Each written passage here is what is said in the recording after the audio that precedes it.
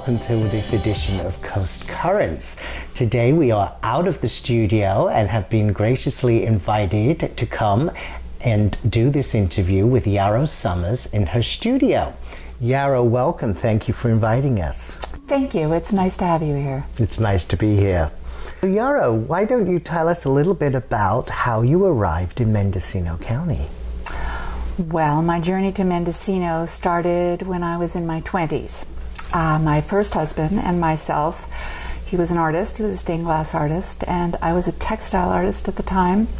We decided to travel the length of the Northern California coast looking for a place to settle, where we could have a like-minded community of people to live within, and we could do our art. And we traveled from Big Sur, which is where we were living, to Bandon, Oregon, and we fell in love with Point Arena, believe it or not. Okay, yes, I can believe it. It was my first visit to the Mendocino Art Center, and I absolutely fell in love with the Art Center, and I decided I would come back. And about 10 years later, we did not move here. Right. I came here again with a boyfriend, and we drove over Highway 20 in his MG convertible, and we turned that last corner and I saw the ocean and my heart just went, I'm home. And I knew that I was then ready to do what it was going to take to move to Mendocino. And my first 3 months I lived at the Art Center and took every class that I wanted to, and I never left. Now, have you always been an artist? I have been artistic. I actually went to college and got a degree as a speech pathologist, which is what took me to Big Sur. I was working for the Carmel School District, and they assigned me to the little school down in Big Sur. But I was a textile artist. I started learning to sew when I was 6 years old, and I was a textile artist for about 20 years. I wove, I printed, I painted, I dyed, and I took my fibers that I made and made one-of-a-kind art for wear, which I sold to collectors through my studio down in Carmel. Okay. And when you came to Mendocino County and eventually settled, how many, shall we say, different styles of, when did you become involved in painting and forming, because you have a very unique style about your current work. It's very recognizable, and it's, you know, it's something that I think that when people see it, they never forget.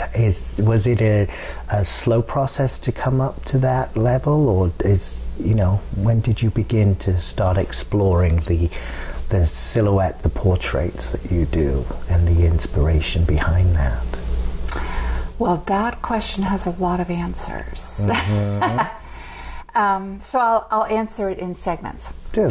First of all, when I turned 50 years old, I found myself in a wonderful place. I was in love with a man that I had met that is my soulmate, and who I'm currently married to, Jim Jackson. And we had this beautiful home, and I had everything in place, financially, emotionally, spiritually, physically, and I turned 50 years old. And I said to myself, what have I always wanted to do, but I've never had what it took to actually do it?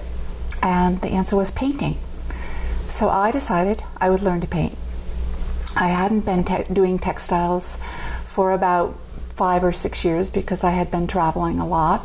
And so I decided to learn how to paint. And I met Bob Rhodes about 2 days later at a First Friday, and he said, well, I'm teaching a painting class next Thursday. It starts, sign up. And so I did.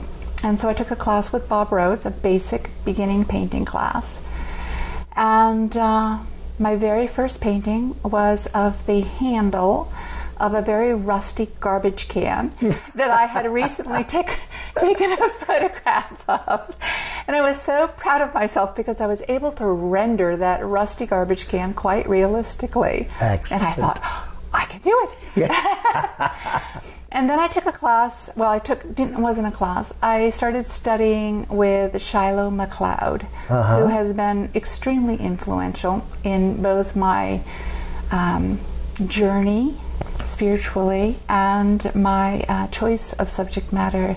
She paints women of a spiritual nature, Madonnas, many of them, but not all of them. Mm-hmm.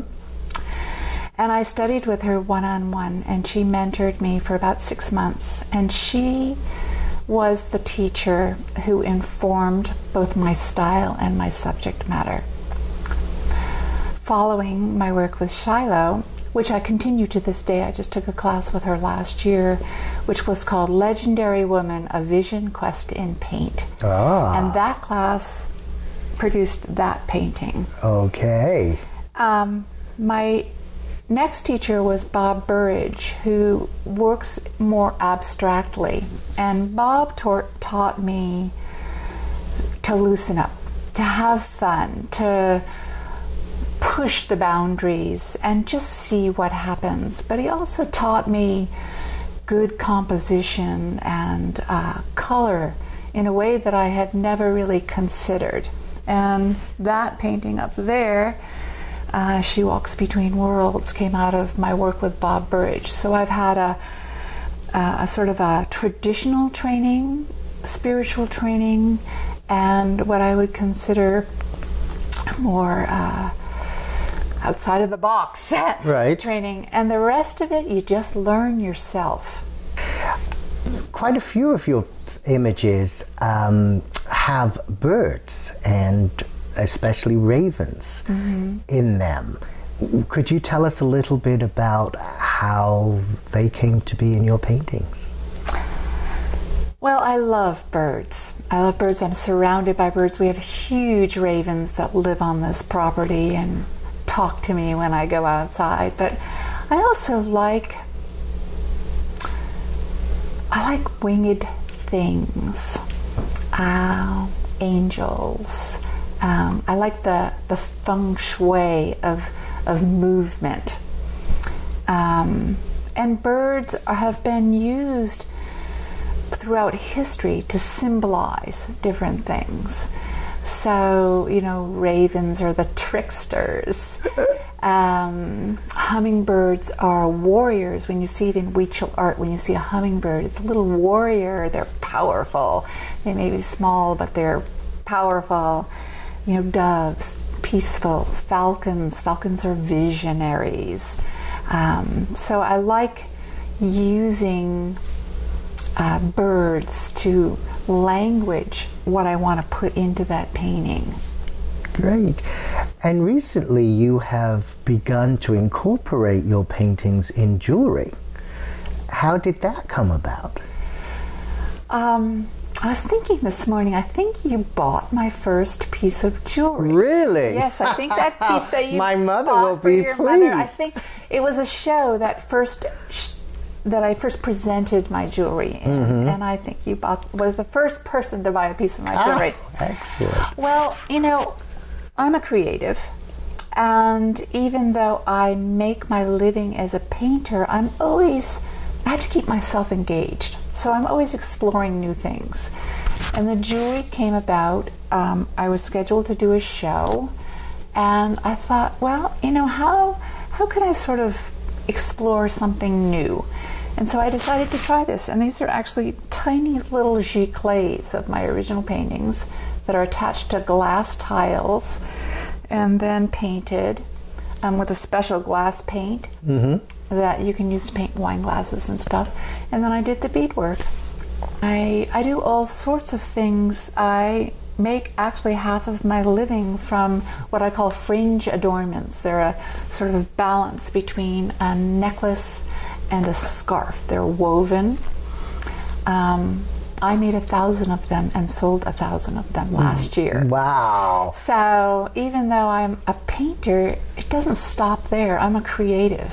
So Yarrow, we're in your studio, and you've been gracious enough to offer to go through a little bit of the process that you are going to be exploring for your new shows.